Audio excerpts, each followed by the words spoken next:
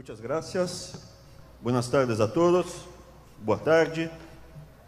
Eu vou passar rapidamente aqui uma apresentação, atendendo o tema da palestra, e depois eu vou comentar, vou passar a palavra para o meu irmão para contar um pouco de como foi a nossa experiência de aplicar a teoria do Olavo de Carvalho em democraticamente lidar com o marxismo cultural.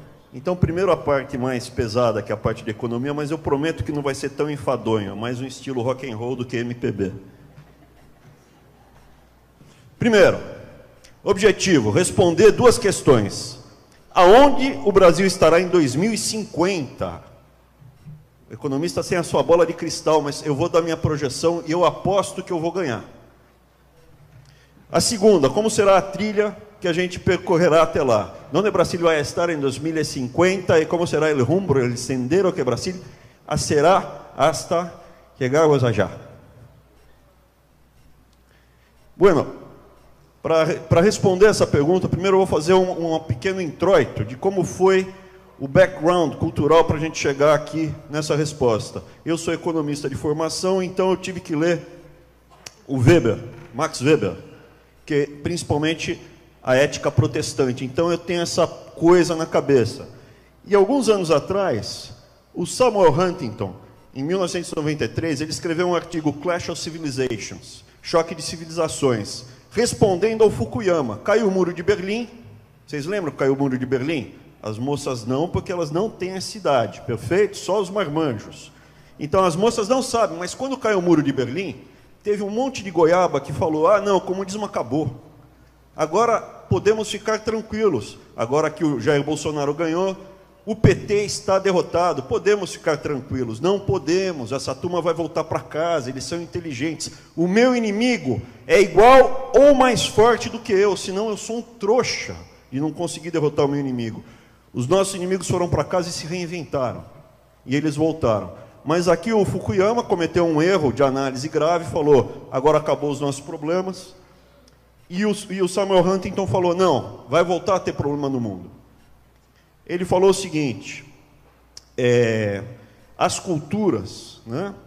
As culturas que você tem, a América Latina, ele dividiu o mundo, esse é o mapa do Samuel Huntington, ele dividiu o mundo em,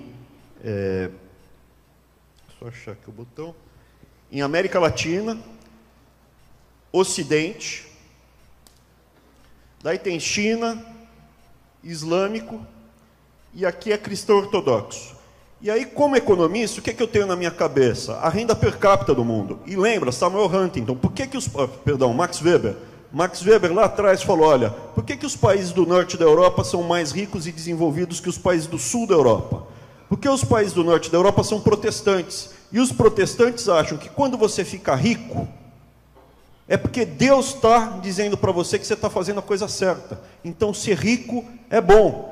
E o Max Weber falava, enquanto que os países católicos seguem estritamente, bem-aventurados pobres, porque deles será o reino dos céus. Mais fácil um camelo passar pelo buraco de uma agulha do que... Perfeito. O rico, quando olha a prata, só vê a sua própria imagem. E era por isso que você tem os países do norte da Europa, segundo Max Weber, não segundo Abraão, mas eu tenho esse background. Os países do norte da Europa são mais ricos que os do sul. Vendo o mapa do Samuel Huntington, o que é que veio à minha cabeça? A renda per capita do mundo. Imagina, cara chato, ele sabe a renda per capita do mundo de cabeça por mapa. Eu sei. E aí, olhando, o que acontece? Você vê que a renda per capita do mundo é parecida com a divisão cultural que o Samuel Huntington tinha feito. A América Latina, como um todo, tem uma renda per capita parecida, sempre teve. Então, respondendo, aonde o Brasil vai estar em 2050? Ele vai estar na América Latina. Porra, Abrão, mas isso é um absurdo que você está falando. Não é, e eu ganho dinheiro com isso. Por quê? Porque quando a gente tem uma crise, ah, meu Deus, a Dilma escapou da jaula, e agora ela vai destruir o país, e o Brasil vai virar Bangladesh. O preço dos ativos brasileiros são precificados assim. O câmbio bate 5, a Bolsa vai para 5.000 pontos, o risco Brasil vai para a Lua, e aí é quando abre oportunidade para comprar os ativos brasileiros. E quando o Brasil é precificado como Canadá, o Lula vai lá dar lição de moral para o povo de olho azul. Se bem que tem para aquele... Eu não posso falar, né? Eu não posso xingar o Lula, né? Meu irmão advogado falou que eu não posso falar o que eu queria falar.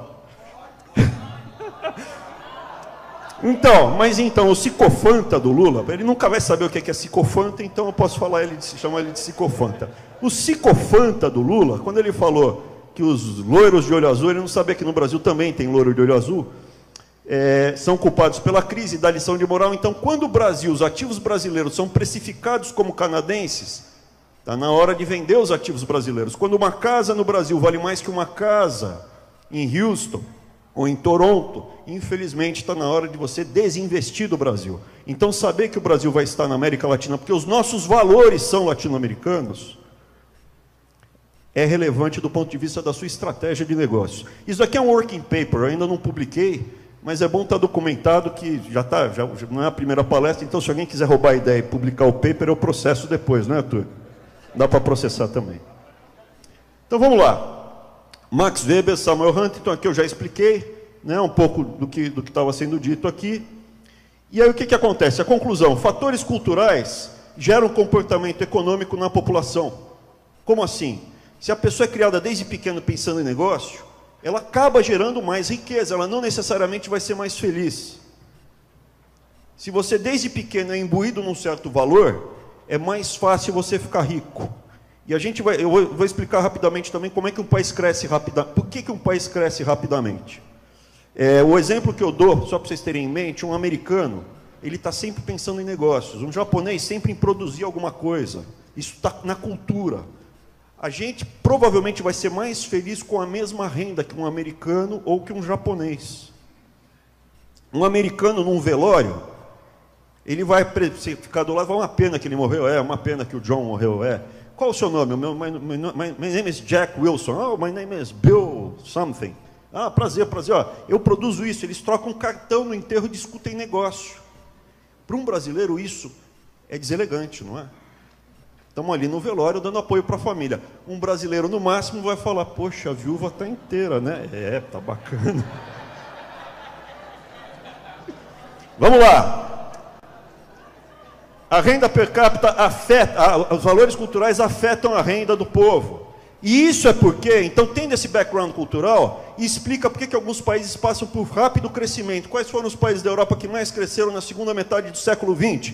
Croácia e Estônia. Por quê? Depois da guerra estavam destruídos, sobrou o quê? Um monte de croatas ou estonianos que saíram do comunismo. E eles têm os valores culturais para produzir, gerar as coisas. O milagre alemão é porque, depois da Segunda Guerra, o PIB da Alemanha era zero. Mas você tinha o quê? Um monte de engenheiros alemães. Um monte de alemães que nas horas vagas faziam o quê? Relógio, sapato, carro. O Japão cresceu rápido por quê? Porque depois da guerra ele estava destruído, a renda per capita zero. E aí você reconstrói rápido. E a China? A China teve 150 anos de desgraça. É uma cultura riquíssima. Vou voltar rapidamente para a China. A China é uma cultura riquíssima. Você não precisa explicar ao chinês por que comercializar ou como fazer as coisas. Ele já sabe. Só que eles passaram pela Guerra dos Boxers, introdução do ópio pela Inglaterra lá. Depois veio o Japão e devastou a China. E, por último, as maravilhas do comunismo e do Mao Tse-tung. Quando você abriu isso, eles rapidamente vão para o potencial deles. E qual o potencial chinês? Bom, você vai para Taiwan, uma ilhazinha ali do lado da China, né? Onde não é comunista e a renda per capita é de quase 30 mil dólares. Você vai para Hong Kong, onde só tem chinês também, a renda per capita é acima de 40 mil dólares. A China vai continuar crescendo. Por quê? Porque eles são chineses. E por que eles não estão nessa renda? Porque tem bobagem acontecendo. O Brasil, o que acontece com o Brasil? Ele sempre esteve entre os melhores países da América Latina. Os piores países da América Latina são justamente aonde? Em termos de renda per capita. Eu não estou falando melhor do ponto de vista cultural, estou falando simplesmente que alguns valores geram mais riqueza do que outros. Tá? Não me entendam mal. Aonde você teve mais América Latina, que é a confluência da cultura indígena, africana e europeia ibérica, com alguns toques do resto do mundo, essa característica você tem uma renda per capita mais alta, onde você não teve tanto a mistura, né? Então, o que acontece? O Brasil, historicamente, sempre esteve entre os melhores países da América Latina. Qual é o melhor país da América Latina hoje em termos de renda per capita? O melhor país é... Opa, eu esqueci. O maior país é o Chile, porque tomou as decisões corretas que permitiram bater no topo.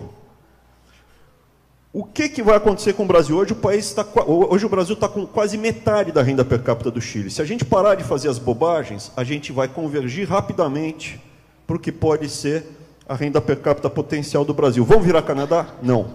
Tá? Mas a gente não precisa ser tão pobre e estar numa situação tão ruim como estamos agora.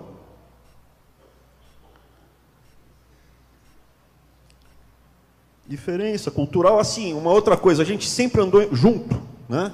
A América Latina sempre passa por essas razões culturais: ditadura, redemocratização, privatização, abertura, movimentos de esquerda, flexibilização desses movimentos de esquerda no pêndulo. A gente sempre andou junto. Alguns países na frente, alguns países mais atrasados. Colômbia estava numa situação muito ruim. Venceu a Farc, está crescendo rapidamente, indo para o seu potencial. Quer saber qual vai ser o tigre da América Latina? Vai ser Cuba, que era o país mais rico, com a menor taxa de mortalidade infantil, até o comunismo chegar lá. Tirou, fica a 100 quilômetros de Miami, tirou o comunismo de lá. Vai ser uma riqueza boçal. Aonde vai bater? Uma renda per capita de 25 mil dólares. Vai ser igual a americana? Não, mas vai ser rico como 25 mil dólares. Então, onde o Brasil vai estar? Na América Latina, vai ter uma renda per capita média alta, valores atuais como de 15 a 20 mil dólares. O Brasil será grau de investimento, será um dos países relativamente mais estáveis do mundo. Isso é importante. O mundo está indo para uma situação de muita volatilidade. A América Latina, se a gente vencer o desafio do comunismo e não deixar entrar outras pressões como o terrorismo islâmico, etc., a gente tem tudo para ser uma das regiões mais estáveis do mundo. O Brasil, além de estabilizar a si mesmo, ele pode estabilizar toda a região. Existe o plano hoje aberto de, com a grana roubada no Brasil, interferir nos países vizinhos, como a Rússia interferia nos países da União Soviética, que faziam um grande bloco. Isso é aberto, declarado. O Brasil não vai ser tão rico, nem tão estável quanto o Canadá, mas pode ser um país muito bom para a gente viver e criar nossos filhos. E aqui falando, né, Europa, você tem riscos de balcanização, você tem a desestabilização. Essa apresentação é antiga, eu falo a mesma coisa há bastante tempo. Não é que agora estão colocando fogo em Paris, que é novidade. Países periféricos perdem protagonismo, né? Enfim. Vetores mundiais, já falei. Revolução tecnológica, eu acho que foi abordado bem na parte da manhã. Risco da dinâmica populacional e mudanças geopolíticas. Isso seria para uma apresentação mais longa. Seria só para vocês terem em mente que o Brasil, se a gente conseguir atacar os principais problemas dele, o nosso potencial de crescer e convergir rapidamente é muito alto. Para isso, a gente precisa ter um governo do Jair Bolsonaro estável, né? Então, aqui vem do potencial. Historicamente, esse é o crescimento que a gente tem, alguns anos acima da média, abaixo da média. Hoje a gente está muito abaixo da média. Parando de fazer bobagem, a gente pode convergir rapidamente para o nosso potencial. Então, resumidamente, era isso que eu queria passar. Eu vou passar a palavra para o meu irmão, porque eu acho que um pouco da contribuição que a gente pode dar também é como vencer o marxismo cultural nas universidades. Para quem não conhece, o nosso caso está relativamente bem documentado. Eu e ele, há uns 2 anos atrás, começamos a ajudar o Jair Bolsonaro, o Nix Lorenzoni, o próprio Duda a gente conheceu. Quando a gente saiu do armário no texto do Banco Central Independente, a gente começou a ser... Um pouco antes. A gente começou a ser caçado quando eles descobriram que a gente estava junto, dando apoio. E meu irmão vai contar um pouco dessa história.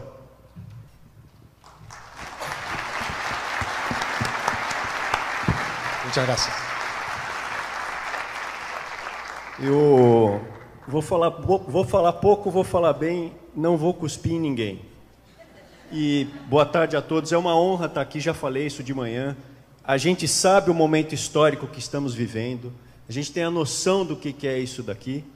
E falando de economia, o meu amigo Francisco Letúria disse, pô, mas direito, o que você está fazendo aí? Primeiro, eu sou advogado, ninguém é perfeito, eu falo isso aí. Mas eu saí da advocacia, eu fui mais para a área de ciências atuariais. Existe uma coisa que se chama Law and Economics. E na universidade, eu não acreditei. Quando eu estava na Unifesp, na USP eu comecei a ver.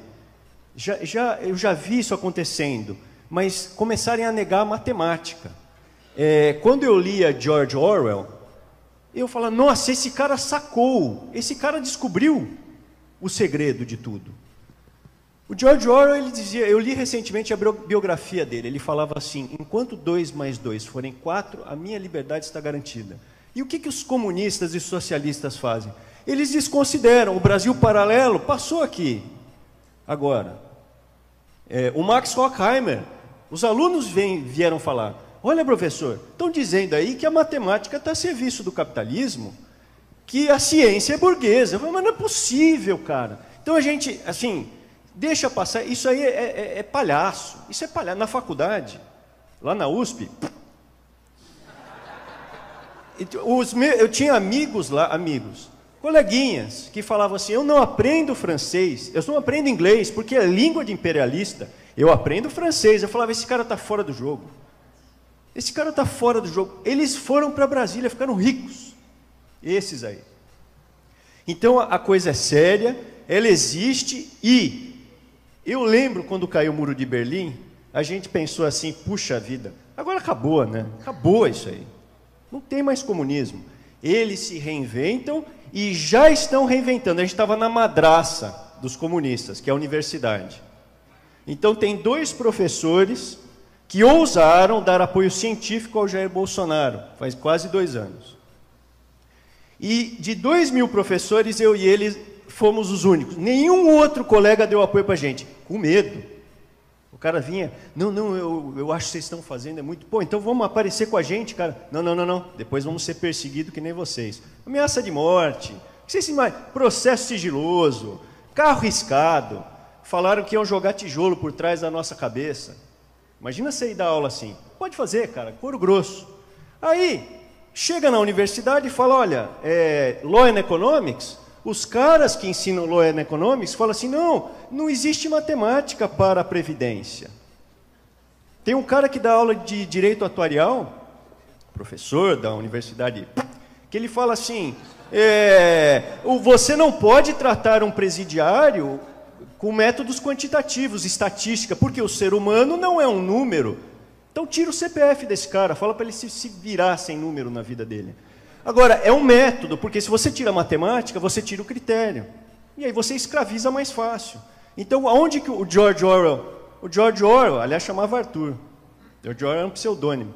Aonde que ele foi até um ponto. Agora, a gente tem novos nomes aí, que estão sacando. Olavo de Carvalho, Jair Bolsonaro, Eduardo Bolsonaro, Carlos Bolsonaro, Flávio Bolsonaro. Esses caras foram estertores, a gente tem que reconhecer. E aí o que acontece? Existe uma linguagem. A gente começou a ver, a gente tentava dialogar. Então você, cara, mas tem problema na Previdência, existe demografia. Existe pirâmide demográfica? Como é que você fala? Tem um monte de velho, a população está envelhecendo e tem poucas crianças? Não. Se houver um déficit na Previdência, esse déficit é social, então pode explodir a Previdência. Como se não houvesse consequência, inflação, as nossas vidas. O resultado desta porcaria, a gente está vivendo na pele. Essa falta de critério estourou. As pedaladas foram previdenciárias, inclusive. E aí, qual foi a estratégia que a gente descobriu? A estratégia quem descobriu não fomos eu nem o meu irmão. A estratégia quem descobriu, Olavo de Carvalho, Jair Bolsonaro, o Duda, o Carluxo, o Flávio. É o seguinte, o comunista, ele te xinga. Ele te chama de fascista, você fala, olha, a técnica é essa, os números. Aí ele fala, seu fascista. E aí você fala, não, mas eu não sou fascista. Então você é racista. E eu sou racista, eu sou descendente de africano. Você é um nojento, você é um misógino. E aí você fica se defendendo. Então, quando um comunista ou socialista, o socialista, ele é a AIDS, o comunista é a doença oportunista. Então, quando um comunista ou socialista...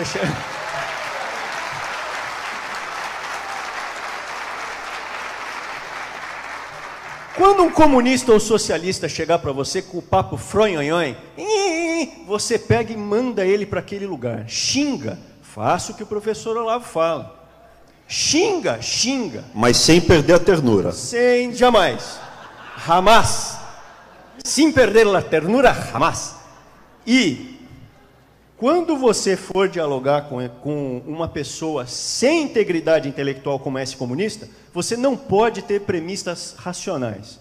Então não adianta você colocar critérios como o George Orwell, 2 mais 2 é 4, ele vai falar, você é burguês, porque você usa matemática. A matemática está a serviço do imperialismo yankee, a gente escuta isso. Horkheimer, a gente escuta isso. Eles falam, eles não têm vergonha. Então, existe a internet, está tudo documentado e eu faço aqui um último alerta.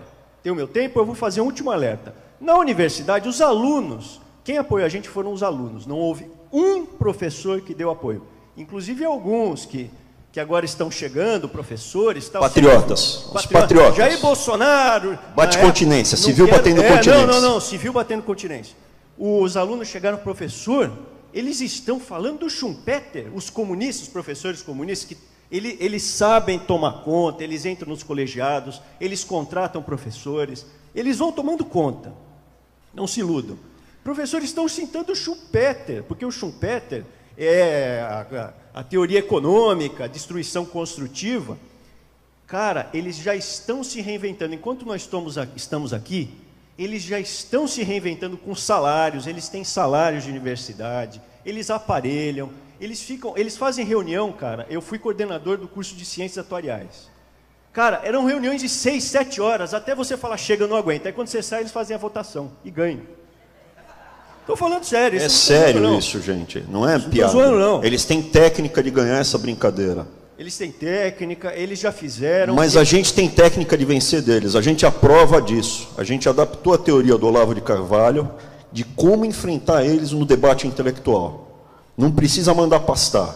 Quando eles falam, a ciência é burguesa, falou, então vai embora daqui, porque aqui é o templo da ciência, seu religioso.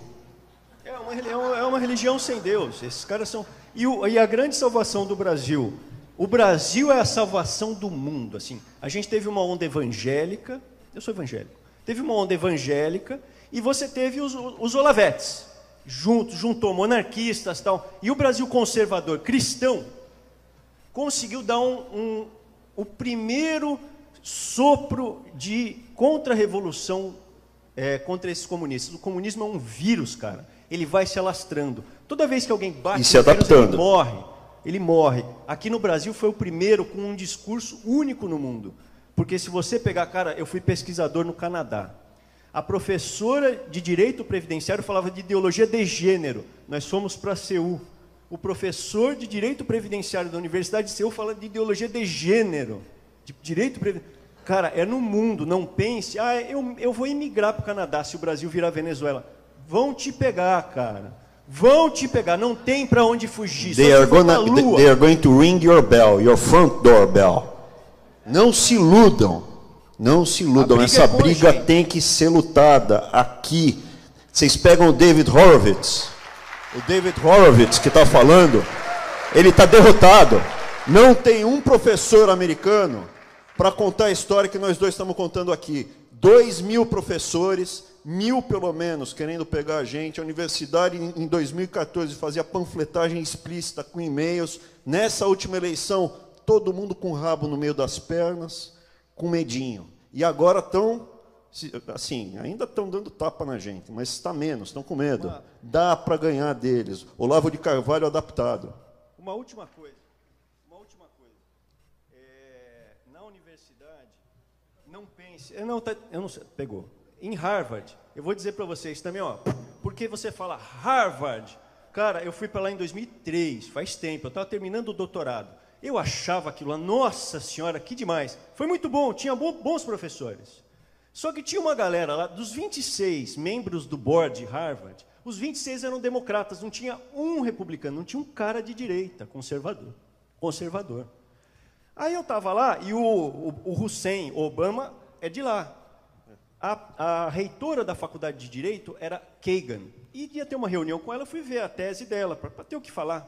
A tese dela era o socialismo em Nova York. E lá, socialismo é comunismo. Essa Kagan virou ministra da Suprema Corte Americana, indicada pelo Obama. Então, assim, não se iludam, a coisa é séria. A utilização de tribunal superior... Olavo já falou, tribunal superior no mundo para tomar conta né, a via rápida, Olavo de Carvalho disse, a via rápida para eles dominarem, não é mais, é Tribunal Suprema Corte. Eles estão se reinventando. Estão se reinventando. Deixa eu passar só rapidamente, sessão bônus, rapidamente antes de terminar, como é que a gente ganha essa batalha? Não sendo chato. Primeira coisa, a gente não é conservador, significa que eu ando de Del Rey e de terno velho. A gente tem que ser mais engraçado que os comunistas, a gente tem que ganhar a juventude. Como é que você ganha a juventude? Com humor e inteligência. A minha aula de microeconomia, isso daqui é só para dar um exemplo. Eu mostro as marcas, como é que você faz diferenciação, como é que você agrega valor, e aí eu ponho o meu garoto propaganda que só usa roupa de grife. Quem é o meu garoto propaganda é o Fidel Castro, playboy, gosta de roupa de grife. Porque um macacão com uma marca chique vale mais do que um macacão comprado na 25 de março sem marca. Então eu explico para eles isso. E mostro que o Fidel Castro gosta tudo Lacoste, Puma, Nike, Adidas. A segunda forma, relógio. Por que o relógio do Jair Bolsonaro vale R$20, o do meu irmão vale 40, o meu vale menos que um Rolex, e o Rolex custa, aí eu mostro, $20 mil. Aí eu mostro o Rolex que o Fidel Castro estava usando. Né, que é um Submariner com data. Né? Ou ele usava também um Datejust, que é outro Rolex que vale $8 mil. Ou, no caso, o babaca usava 2 relógios ao mesmo tempo, para mostrar que ele era rico, né? Está aqui. E as pessoas não acreditam, só quando vem o Fidel Castro usa Rolex. Não, ele usa 2 Rolex. Já o Che Guevara, ele usava só um Rolex No Date, que é bem mais barato, uns $6 mil. E aí mostrando mais fotos do playboy Fidel Castro. Outro exemplo, depois que termina a aula, sessão bônus, quem quiser fica, quem não quiser vai embora. Adivinha quem é? Frases famosas. Fiquei do lado da Socorro, uma negrinha de 16 anos, segundo palavras da pessoa, mais puta que uma galinha. Eu jamais falaria isso, só estou... Nós faremos por negros e mulatos exatamente o que eles fizeram por nós, ou seja, nada. Negro indolente. Eu passo isso depois que termina a aula, mas para os alunos que quiserem. Né? Tenho que confessar que eu adoro matar, papai. Os jovens devem aprender a agir em massa. Criminoso é pensar como indivíduo. Não precisa de imprensa, tem que acabar com jornais, etc. Vocês já sabem quem é. É o Che Guevara. Opa, que talento. É o Che Guevara, sem perder a ternura. Aí o pessoal fica chocado. E vocês, acham que era só ele? Daí eu passo também o Karl Marx falando mal de negro, falando mal de povos inferiores, o Trotsky falando em matar, o Lenin falando em matar. E aí, quebrando. Para fechar, o que eu mostro? Eu mostro essa foto. Todo mundo fazendo a saudação nazista, e tem um cara só ali, de braços cruzados. Quem é esse cara? Esse cara é August Landmesser. Ich bin August Landmesser. Eu quero ser o August Landmesser. E você? Quem você quer ser? Muito obrigado.